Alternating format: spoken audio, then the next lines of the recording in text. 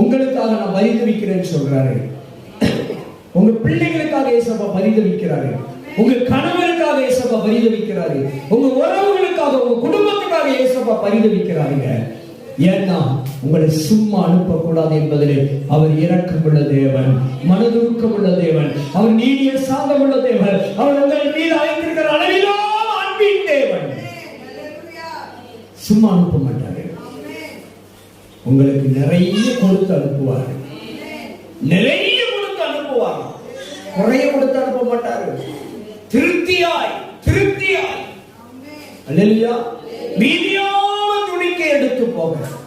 10 லட்சம் கடன் இருக்கு, 10 லட்சம் கடன் அடைச்சிட்டு அதோட இருக்க விடமாட்டாராம். பிள்ளைகளுடைய காரியம், குடும்ப காரியங்களெல்லாம் நிறைவு செய்து மீதியும் அதில் எடுப்பீர்கள். இதுதான் தேவனுடைய வார்த்தைகள்.